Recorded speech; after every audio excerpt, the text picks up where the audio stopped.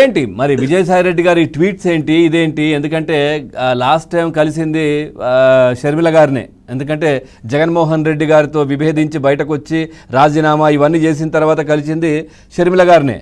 వచ్చి కలిశారు, తర్వాత ఇట్ట జరిగింది అక్కడ ఎలక్షన్స్ అప్పుడు కూడా తిట్టమన్నారు. సో నేను తిట్టలేకపోయినా, నాకు 2 కళ్ళు మీరు, సో 4 దశాబ్దాలు 3 తరాలు నేను మీ వెంటే ఉన్నాను, సో నాకు ఇద్దరు సమానమే, సో అక్కడ పరిస్థితులు ఆ విధంగా ఉండాలి, అందుకే అనాల్సి వచ్చింది, ఇవన్నీ కూడా ఏదో చెప్పారు. తప్పైందని చెప్పినట్టుగా కూడా వార్తలు వచ్చాయి. సో తను కూడా మాట్లాడినట్టున్నారు షర్మిల గారు కూడా దీనికి సంబంధించి గతంలో. ఏంటి ఇప్పుడు ఈ విధంగా ట్వీట్ చేస్తూ ఉన్నారు? ఏమైనా ఇన్ఫర్మేషన్ తెలుసా అసలు ఏం జరుగుతోంది? ఇప్పుడు ప్రస్తుతం అయితే మీరు గతంలో చాలాసార్లు ప్రశ్నించారు, ఏంటి పిఎస్ఆర్ ఆంజనేయులు బయట ఉన్నారు, మరి ఆయన అరెస్ట్ చేయట్లేదు, తర్వాత కసిరెడ్డి ఎక్కడ, ఇవన్నీ అన్నారు. దానికి ఒక్కొక్కటిగా జరుగుతున్నాయి కార్యక్రమాలు. కసిరెడ్డి దొరికారు, పిఎస్ఆర్ ఆంజనేయులు అరెస్ట్ అయ్యారు, అన్నీ జరుగుతూ ఉన్నాయి. ఏంటి ఓవరాల్గా ఏం చెప్తారు దీనికి సంబంధించి? సార్, ముఖ్యంగా విజయసాయి రెడ్డి గారు దాదాపుగా కొన్ని నెలలుగా చాలా బాగా బాధపడుతున్నారు సార్. కొన్ని రాత్రులు నిద్రలేని జీవితాన్ని ఆయన గడిపాడు సార్. దేనికి గడిపాడంటే నిన్న కాక మొన్న ఆయన చెప్పాడు సార్, ఆఖరికి సాక్షి పేపర్ కూడా, టీవీ ఛానల్ కూడా నేనే పెట్టించాను, నా వల్లే వచ్చింది, దాని కర్త క్రియాకర్మ మొత్తం నేనే అని చెప్పి చెప్పకే బయట పెట్టాడు సార్. గతంలో 2004లోనో 2009లోనో జగన్మోహన్ రెడ్డి గారు అఫిడవిట్ గారు, అప్పుడు రాజశేఖర రెడ్డి అఫిడవిట్ గారు మొత్తం చూస్తుంటే ఆస్తి చాలా తక్కువ ఉండేది సార్ వాళ్ళకి.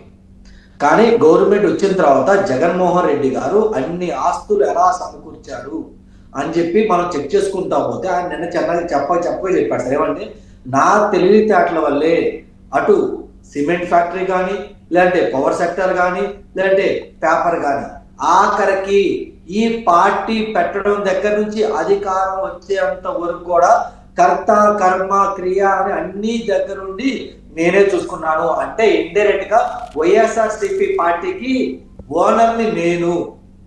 కానీ ముందుంది జగన్మోహన్ రెడ్డి గారి ఫేసు, దాని వెనకుండి దానికి ఫండ్ సమకూర్చింది కానీ, దాన్ని నడిపించింది కానీ ముమ్మాటికి నేను, నా దగ్గర నుంచి పార్టీ లాగేసుకొని ఈ రోజు నన్ను బయటికి నెట్టేశారు అన్న మదన ఆయనలో ఉంది సార్. అయితే వైఎస్ఆర్సీపీ ఎలా వర్క్ చేసింది ఏంటి అని చెప్పేసి విజయసాయి రెడ్డి గారికి బాగా తెలుసు కాబట్టి ఆయన స్టార్టింగ్ నుంచి ఒక మైండ్ గేమ్ మొదలు పెట్టాడు సార్. ఏం మొదలు పెట్టాడంటే, మీకు గుర్తుందో లేదో, పోర్టు విషయంలో ఆయన్ని అధికారులు ప్రశ్నిస్తుంటే పోయేటప్పుడు ఒక రాయి అలా తేనెతట్ట మీద ఇస్టేసి వెళ్ళాడు. ఏం చెప్పాడంటే, లెక్కర్ స్కామ్ చేసింది కర్త కమ్మ క్రియ మొత్తం కసిరెడ్డే, నాకు తెలుసు, దాన్ని పిలిస్తే చెప్తానని చెప్పడం జరిగింది. ఎవరు అడగలేదు విలేకరులు. ఆ తర్వాత రెండో సమాధానం కింద ఏం చెప్పాడంటే, నిన్నగా మొన్న ప్రెస్ మీట్ పెట్టి నా దగ్గర ఉన్న సమాచారం వరకు నేను చెప్పాను, మిగిలింది మర్చిపోయాను, నాకు గుర్తొచ్చినప్పుడు చెప్పాలనిపిస్తున్నప్పుడు మాత్రమే చెప్తా అని చెప్పి ఒక్కసారి అలా మూవ్మెంట్ ఇచ్చి వదిలిపెట్టారు సార్. అంటే మళ్ళీ పైనుంచి ఫోన్ వచ్చి లేదు ఎందుకు లేదు ఇదంతా ఏదైనా సెట్ చేసుకునే ప్రయత్నం అది లేదు సార్. యాక్చువల్గా ఏంటంటే విజయసాయి రెడ్డి గారికి వీళ్ళ మైండ్ గేమ్ మొత్తం బాగా తెలుస్తారు. ఈయన గెలుక్కుంటే రేపొద్దున జనాలు ఇతను కోవట్టుగా మారి అన్ని ఇరికించాడు, సో ఇతను నమ్మకూడదు చెప్పి ఇతనికి రాంగ్ నేమ్ వచ్చిందని చెప్పి ఇతను జాగ్రత్త పడి జస్ట్ అలా గెలిగితే వాళ్ళంతా వాళ్ళే రివర్స్ అవుతారు, మనల్ని తిడతారు, మనల్ని ఇచ్చేస్తారు. ఆ తర్వాత కొన్ని విషయాలు నేను బయట పెట్టవచ్చు అని చెప్పి ఆయన మంచిగానే మైండ్ గేమ్ ఆడారు సార్. మనం కనిపెట్టలేకపోయాం. దాంట్లో భాగంగానే మొన్న సగం చెప్పి రిమైనింగ్ సగం నేను మర్చిపోయాను, నాకు చెప్పాలనిపిస్తే చెప్తా అని చెప్పి నెక్స్ట్ డే ఆయన ఇంటికి వెళ్ళడంలోనే ఆ తర్వాత ఒక వాయిస్ రిలీజ్ అయింది. ఆ వాయిస్ లో కసిరెడ్డి ఎలా నిచ్చాడు ఏంటో మనం చూసాం. మీరు గుర్తుపట్టారు లేదో, విన్నారు కదా. సో అతను ఇప్పుడు విజయసాయి రెడ్డి గారు ఏంటంటే, నన్ను తిట్టారు, నన్ను సోషల్ మీడియా కానీ ఇంకొక మీడియా కానీ నన్ను బదనం చేస్తున్నారు, నేను ఎవరి కోసం ఇప్పుడు సైలెంట్ గా ఉండాలి, నాకు తెలిసి నిజాలు నేను సోషల్ మీడియాలో కాదు ఆ రోత పత్రికలో కూడా నన్ను తిట్టారని చెప్పారు ఆయన. తిట్టారని చెప్పారు సార్. సో ఈ ఆయన ఏంటంటే ప్రజలకి ఏంటంటే, నేనింత నమ్మకంగా ఉంటే నన్ను ఈ వంతు తిడతారా, ఈ వంతు బ్లైమ్ చేస్తారా, మీ కుటుంబం కోసం కానీ మీకోసం కానీ నేను అన్ని రోజులు జైల్లో ఉండి మీకోసం అంత చేస్తే ఈ రోజు నన్ను రోడ్డు మీద నడతారా, నేను ఎవరి కోసం ఇంకా సైలెంట్ గా ఉండాలని చెప్పి బయటకు వచ్చి చెప్తా అన్న విధంగా ఈ రోజు ఆయన ట్విట్టర్లో ట్వీట్ పెట్టారు సార్. ఏమంటే, ఆల్రెడీ సగం బట్టలు ఇప్పేశారు, రిమైనింగ్ సగం ఇప్పడానికి నేను సహకరిస్తాను. కానీ ఇక్కడ చూడండి సార్, చాలా తెలివితేటలు చాలా జాగ్రత్తగా వాడాడు ఆయన. ఏమని చెప్తున్నానంటే ఈ కేసులో వాళ్ళతో పాటు నన్ను కూడా ఇరికిచ్చే ప్రయత్నం చేస్తారు, నేను కూడా దీంట్లో ఇన్వాల్వ్ అయ్యాని చెప్పి వాళ్ళు చెప్పడం జరిగింది.